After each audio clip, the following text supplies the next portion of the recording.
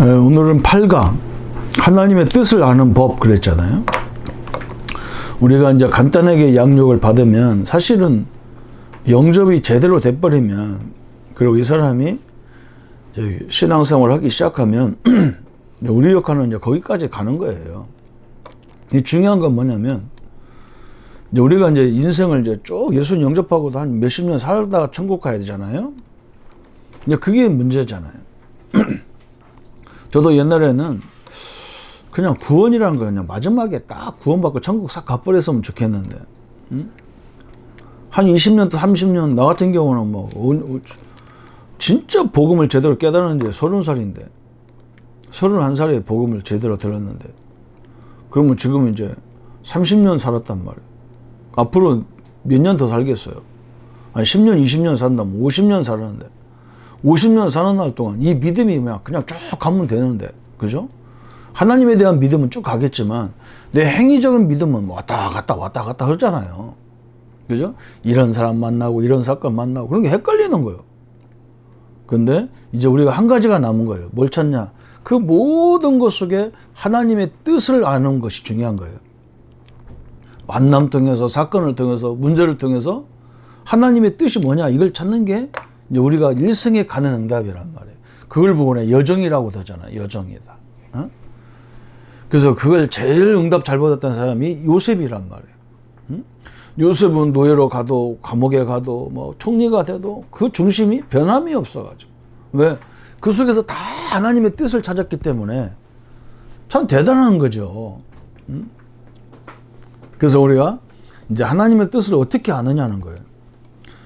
하나님께 순종하려면 하나님의 뜻을 알아야 하는데, 판단력이 있어야 하는데, 우리의 판단력은 하나님의 뜻에 기초하고 있어야 된다. 그래서 첫 번째, 이를 위하여 우리가 숙지해야 할 전제가 있다. 하나님은 분명히 우리를 인도하신다는 거. 그죠? 잠언 3장 5절 6절에. 또 하나님은 두 번째, 하나님께 맡겨야 된다는 거예요. 시편 37편에. 그죠? 우리가 그러잖아. 막, 왜 하나님 의인은 어려움 당합니까? 막 이런 질문이 많잖아요. 그죠? 거기도 하나님의 계획이 있다는 것을 딱 맡기라는 거예요. 의인이 성공한 적이 한 번도 없잖아요. 성공한 것처럼 보이는데 그렇지 않아요.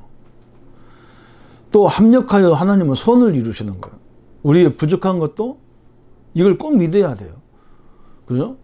저는 옛날에 막 그게 늘 불평했다니까. 하나님이 나를 목사 삼으려 그러면 내 인생을 좀 참 착한 사람으로 이렇게 끌고 갔으면 얼마나 좋아요. 그죠?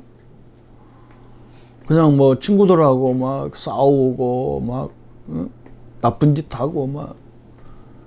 그 내가 우리 고향에 와가지고 내가 목사 됐다 그러면 사람들이 뭐라고 생각할까, 이런 게 염려가 생긴다니까. 하도 그냥 개구쟁이처럼 살아가지고.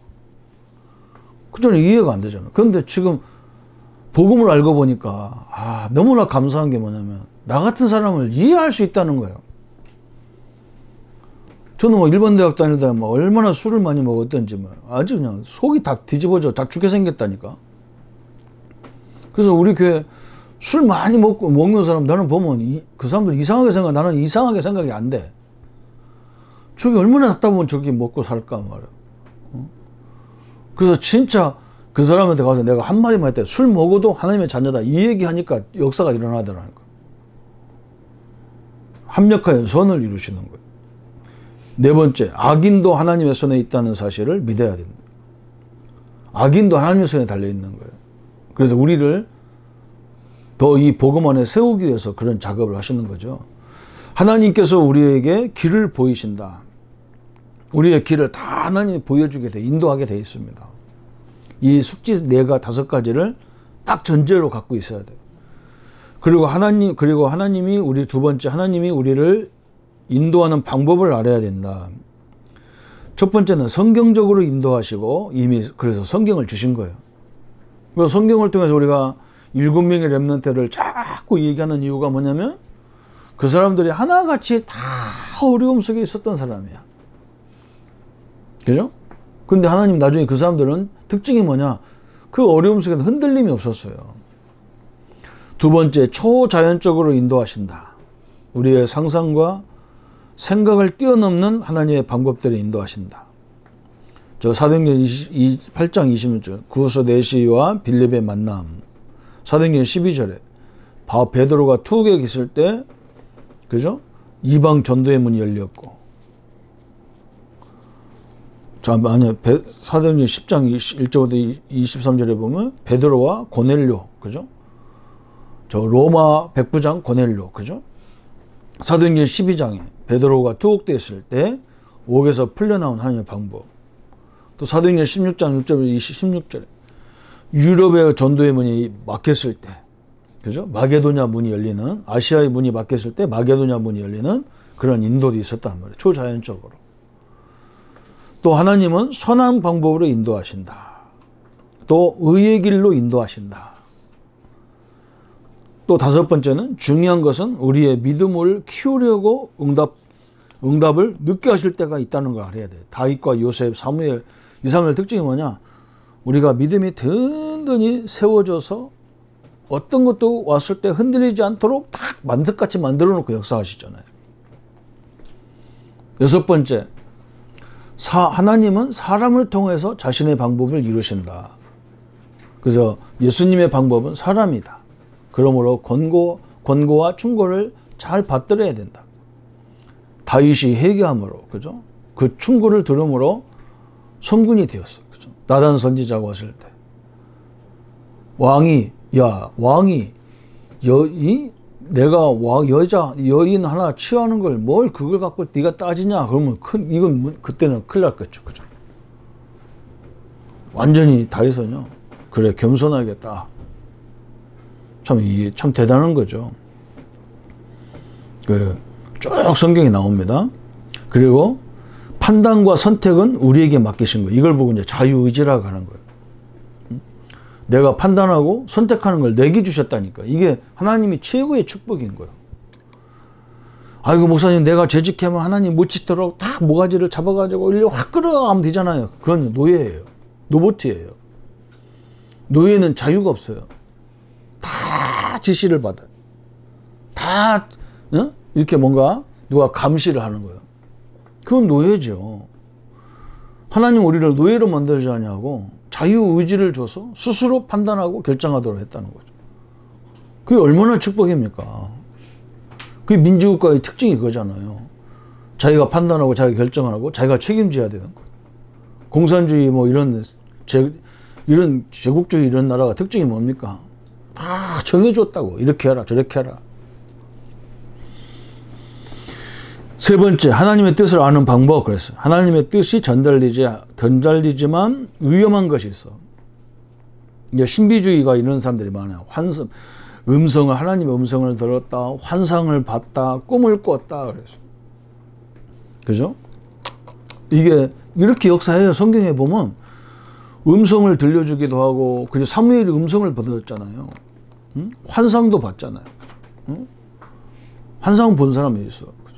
저 베드로가 막 이방인에게 전도하려고 안 가려고 하니까 하나님이 막 이렇게 뭘 내려가지고 뱀 같은 거, 음식 같은 거 막 내려주고 그랬잖아요. 그 환상 봤어요.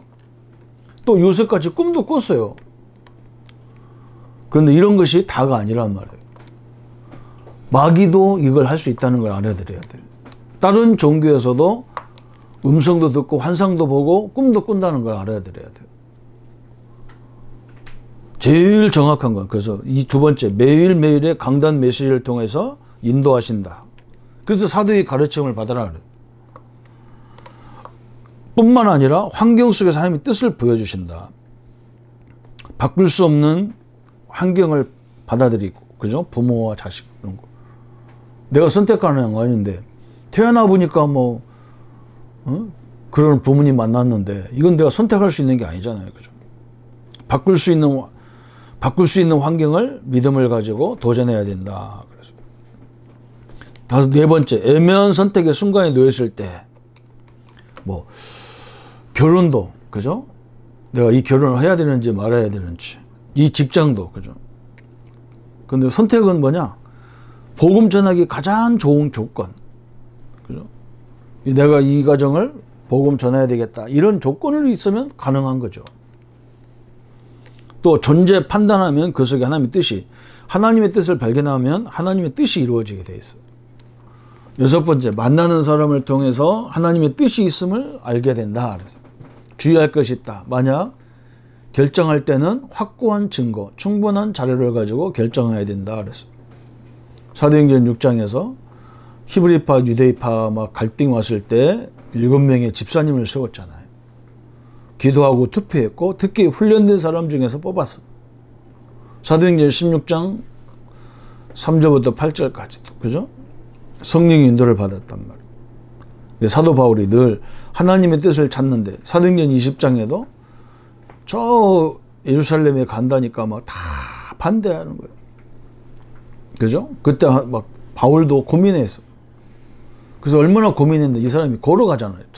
저 맨날을 걸어가. 너무 생각을 많이 하는 거지, 기도하면서. 그래서 하나님의 뜻을 찾는데 육감을 가지고 하면 안 된다. 이것은 위험하기 그지없다. 충분히 연구하고 선택해야만 하나님의 뜻을 알 수 있다. 시험, 환란 속에서 하나님의 뜻이 있다는 거예요. 시험, 환란을 통해 하나님은 우리를 인도하시기도 해요. 거의 그렇죠. 왜 그러냐? 그냥 아무 일 없이 인도하면요, 우리는요, 우리 신자들은 거의 축복 못 받습니다. 내가 볼 때는 절대 못 받아요. 불신자들 보세요. 뭐가 좀 된다 하면요, 며칠 전부터 와서 텐트 치고 자면서 준비해. 아마 막 하나님이 예배하면 한 번 하면 막 지금 사실 그런 거거든. 예배라는 것이 백지수표를 하나님의 백지수표를 우리가 받는 순간이거든. 예수 이름으로 내가 기록하면 다 응답이 오는 건데. 그죠? 그렇게 말해도 죽으라고 기도 안 합니다. 그게 신자예요. 참 대단한 거예요. 불신자한테 가보세요. 예배 드릴 때마다 백지수표 하나 준다 그러면 아마 그 사람들은요, 잠자는 손자까지 다 깨워갖고 데리고 올 거예요. 아니 지금 잘 시간이냐는 말을 두드려 빼서 깨갖고 와야지. 참 너무 답답하죠. 아홉 번째, 미래를 바라보고 준비할 때 하나님의 뜻이 나타난다. 그죠? 세상이 어떻게 변할 것인가, 교회가 어떻게 변할 것인가 자세히 연구하고 대처할 때 하나님의 뜻을 구할 수가 있다. 시대의 흐름을 앞질러 가는 준비하고 있어야만 지혜롭다. 이제 하나님의 뜻이 막 여러 가지로 올 수가 있다는 거. 하나님의 뜻을 확인하는 법이 뭐냐? 그래서 하나님이 주신 응답은요, 기쁨이 있어. 다 기쁨이 있어. 내가 원하는 걸 생각해서 막 기쁨이 아니라니까요. 예, 내가 손해 보는 것 같았는데도 하나님이 이걸 기뻐할 거야 하고 딱 결론 내리면요, 기쁨이, 하나님의 뜻이면 기쁨이 쫙. 하나님의 뜻이 아닌 건 뭐냐? 막 두려움이 와. 막 염려거리, 막 두려움. 그 중요한 거 있잖아요. 옛날 찬송 470장에. 스태포드, 그죠? 이분이 내 평생 가는 길 늘 순탄하여, 늘 잔잔한 바다가, 이 찬송 지었잖아요. 이 사람이 누구냐면요, 변호사예요. 자기 가족들과 함께 유럽으로 여행을 가야 되는데 자기가 그 날짜에 갑작스럽게 일이 생겨서 못 간 거예요. 자기는 늦게 간 거예요. 그리고 먼저 배 타고 가족들이 갔는데 그 배가 풍랑만 나서 다 죽었어, 가족들이. 그러니까 이 사람이 막 그 바다를 항해하고 가는 거예요. 그 자리를, 자기 아들들이, 자기 가족들이 죽은 장소에 갈 때 막 하나님이 영감을 주신 거예요. 내 평생 가는 게 순탄하여 늘 잔잔한 바다 같은. 우리 자녀들이 지금 가 있는 게 어딥니까? 천국이란 말이죠. 천국에 갔는데 내가 슬퍼할 이유가 어디 있냔 말이에요. 그런 소망이 딱 생겼어요. 그죠? 크루스비라는 우리 찬송가에 많이 작사 작곡한 크루스비가 그러잖아요. 남들처럼 자기도 눈이 열게, 이게 원래부터 눈이 감긴 사람이 아니잖아요. 어릴 적에 뭐가 잘못돼서 눈이 감겼잖아요. 그러니까 옛날 어릴 적에 봤던 것이 어렴풋이 생각날 거 아니야. 이게 얼마나 눈뜨기가 소원이겠어요. 근데 눈 감은 것 때문에 기도하다가 다른 사람이, 자기가 글을 읽을 수 없으니까 할머니가 성경을 읽어준 거 붙잡고 많은 하나님에 대한 영감이 떠오르는 거예요. 그 자기는 눈 뜨는 걸 싫어한 거예요. 왜 그러냐? 내가 다른 걸 보냐 하나님을 못 보고 못 들으면 안 되니까. 그래서 막 그 사람들 중에서 찬송가가 엄청나게 많이 기록된 거죠. 어느 것이 우리의 목표에 가까운가? 어느 것이 우리의 달란트에 가까우냐? 우리의 목표가 뭐예요? 세계 복음화예요. 우리의 달란트, 그죠? 내가 그 현장을 살릴 수 있는 달란트가 뭐냐? 그죠? 그걸 찾는 방법이에요. 사도 바울은 개인적으로 하나님의 소원이, 이 목사님도 이 강의 마지막에 그런 말씀을, 빌립보 2장 13절 말씀에서 하나님은 우리에게 마음에 소원을 두고 행하신다 그랬어요. 그래서 하나님의 뜻이면, 저는 옛날에 이제 이걸 붙잡고 늘 기도한 게 뭐냐면, 내가 이걸 해야 되는 것이 하나님의 뜻이면 내가 막 그걸 가고 싶도록 계속 하나님 나에게 마음을 주시고, 이게 하나님의 뜻이 아니면 자꾸 잊어버리게 해달라고, 아니면 싫어지게 해달라고. 하나님의 뜻이 아닌 것이 계속 내게 나오면 안 되잖아요. 그것도 이제 어떻게 보면 어떤 때는 또 막 그런 것도 있어. 내가 너무 저걸 갖고 싶은 욕심이 많아가지고 막 그렇게 끌리는 것도 있어. 그죠? 요걸 이제 우리가 조정을 잘 해야 되겠죠. 그래서 우리 성도님들이 이제 예수님을 영접하고 수십 년 동안 살다가, 이 땅에 살다가 천국에 가야 되는데, 이런 일 저런 일 만났을 때 우리가 하나님의 뜻이 뭐냐, 이걸 찾는 게 우리 인생의 가장 중요한 부분이다. 하나님의 뜻을 아는 방법을 우리가 말씀을 나눴습니다. 이제 하나님의 축복이 늘 함께 하기를 예수님의 이름으로 축원합니다. 평신도가 읽을 전도훈련 교재를 통해서 나와 내 옆에, 내 가정, 내가 다니는 직장, 내가 사는 지역, 나와 연관된 모든 사람들에게 하나님이 기회만 되면 정확한 복음을 전해서 하나님의 자녀로 삼는 이 축복을 우리 모든 성도님들이 보게 하여 주옵소서. 주의 은혜와 능력들이 늘 함께 하셔서 이제 하나님의 뜻을 잘 찾고, 그래서 하나님은 어떤 상황 속에도 상처받거나 흔들리거나 낙심하거나 좌절하지 않고 요셉처럼 다윗처럼 그 속에 하나님의 큰 위대한 능력을 누리게 하여 주옵소서. 주의 역사들이 늘 함께 하심을 감사드리오며 예수님의 이름으로 기도하옵나이다. 아멘.